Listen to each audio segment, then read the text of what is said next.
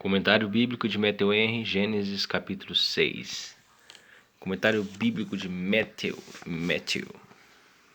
Henry, capítulo 6 de Gênesis. Vamos lá. Versículos 1 a 7. A maldade do mundo que provocou a ira de Deus. 8 a 11. Noé acha a graça.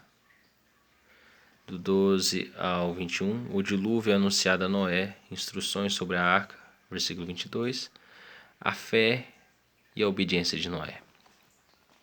Versículo 1 ao 7, o fato mais notável acerca do mundo antigo é a sua destruição por meio do dilúvio. A iniquidade nos é relatada debaixo da justa ira de Deus e de sua santa resolução de castigá-la. Em todas as épocas ao longo da história existe uma maldição específica de Deus sobre o matrimônio entre uma pessoa que professa a verdadeira religião e os seus inimigos declarados. O mau exemplo de um cônjuge ímpio corrompe ou fere muito ou outro. A religião da família é destruída e os filhos são educados de acordo com as máximas mundanas do progenitor que não tem o temor de Deus. Se professamos ser filhos e filhas do Todo-Poderoso, não devemos nos casar sem o seu consentimento. Se professamos ser filhos e filhas do Todo-Poderoso, não devemos nos casar sem o seu consentimento. Ele não nos dará a sua bênção se preferirmos a beleza, a inteligência, a riqueza ou as honras mundanas em detrimento da fé e da santidade. O Espírito de Deus contendeu com os homens ao enviar Enoque, Noé e, quem sabe, outros, para que a eles pregassem.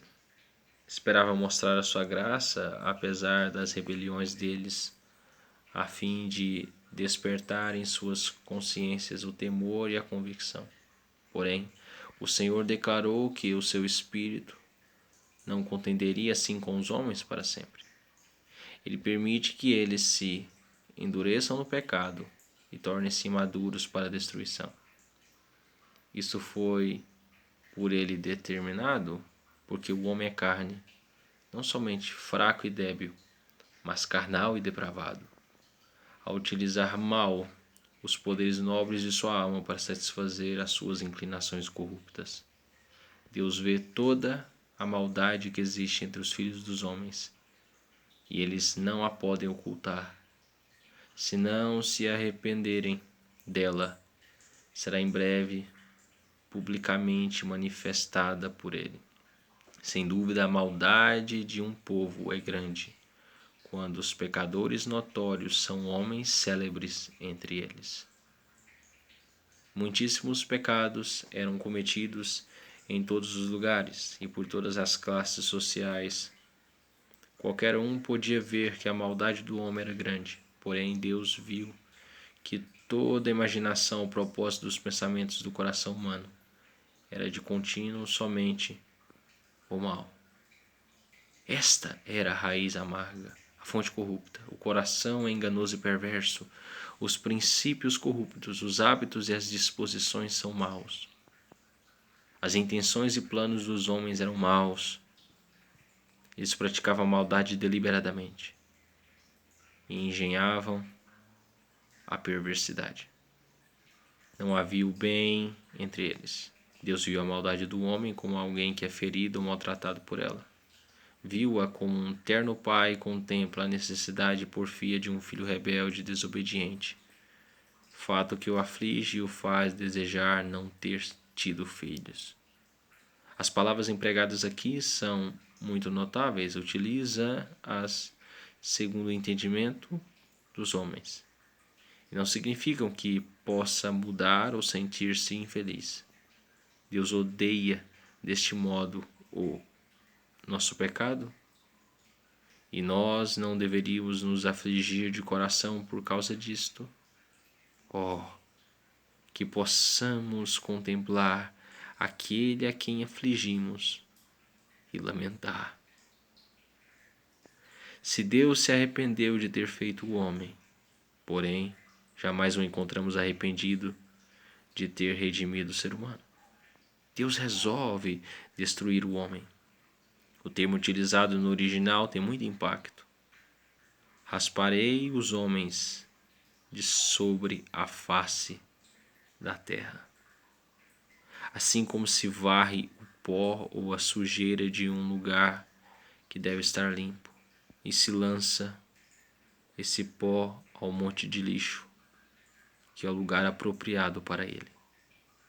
Deus fala do homem como se sua própria criatura. Deus fala do homem como de sua própria criatura quando decide castigá-lo. Aqueles que não correspondem com o propósito de sua vida perdem-na. Deus tomou esta decisão sobre os homens, depois que o seu espírito contendera durante muito tempo com eles, porém em vão.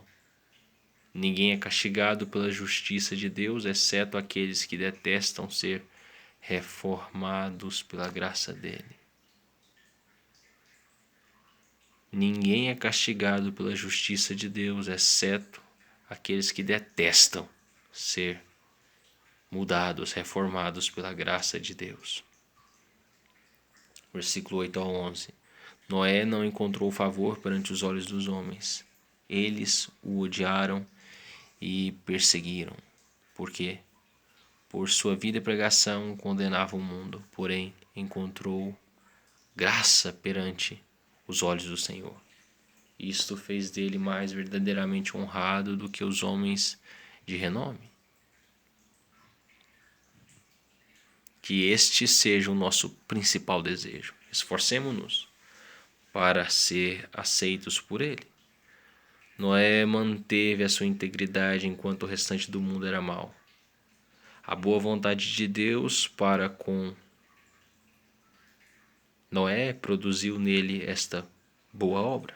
Não era justo, isto é, um homem justificado diante de Deus pela fé que tinha na semente prometida.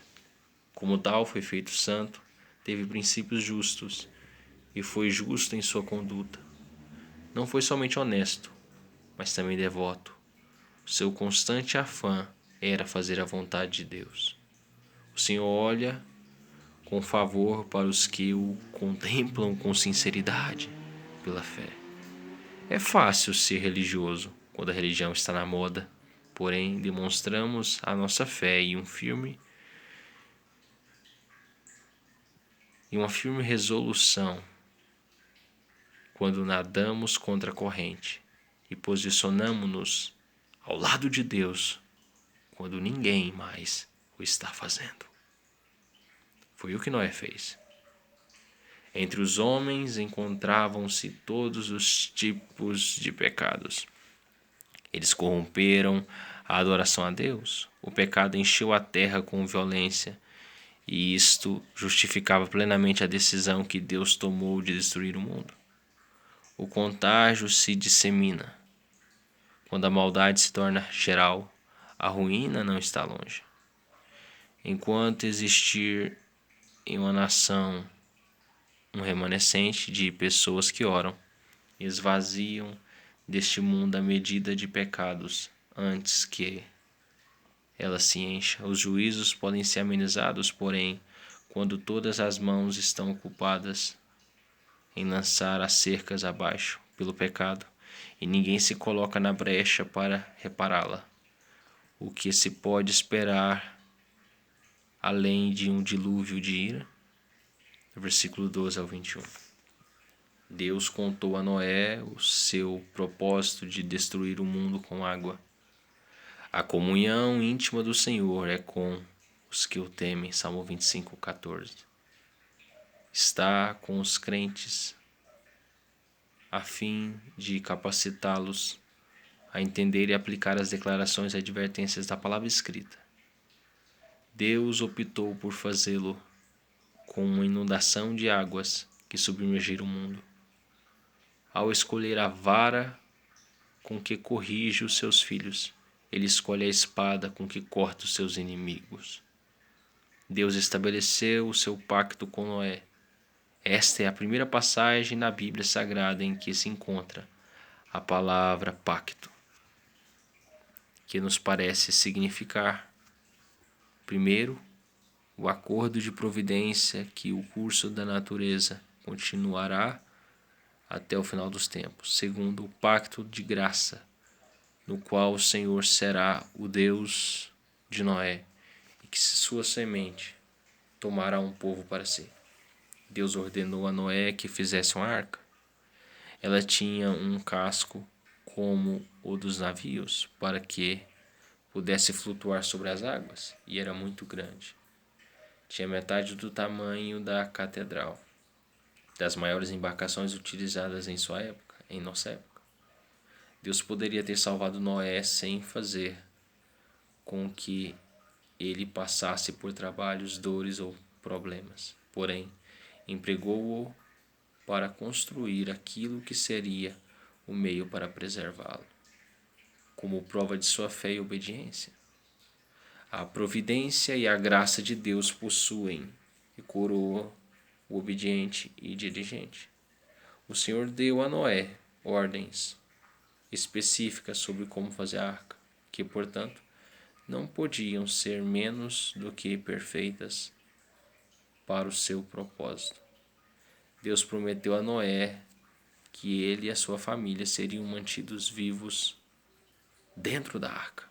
Provavelmente nós e as nossas famílias já desfrutamos os benefícios daquilo que fazemos por obediência a Deus. A piedade dos pais acrescenta bens a seus filhos nesta vida e os encaminha ainda pela senda da vida eterna, se eles mesmos se esforçarem. Versículo 22. A fé de Noé triunfou sobre todos os argumentos corruptos. Construir um edifício tão grande como jamais dantes havia sido visto e proporcionar comida para as criaturas vivas requeria dele muita dedicação, trabalho e gastos. Os seus vizinhos iriam zombar dele. Porém, Noé superou todas estas objeções pela fé. A sua obediência é imediata e resoluta. Tendo iniciado a construção, não a interrompeu até que a concluísse. Foi assim que ele fez. E é assim que nós também devemos fazer. Noé temeu o dilúvio e por isso preparou a arca. Na advertência que lhe foi dada, existe uma mensagem ainda mais solene concedida a nós: fugir da ira vindoura que varrerá os incrédulos do mundo e os arrojará ao abismo da destruição. Cristo, o verdadeiro Noé, que nos consolará pessoalmente, já preparou a arca por seus sofrimentos e bondosamente nos convida a entrar pela fé, enquanto durar o dia de sua paciência. Ouçamos e obedeçamos a sua voz. Se Deus quiser, amanhã, capítulo 7 de Gênesis. Comentário bíblico de Matthew Henry.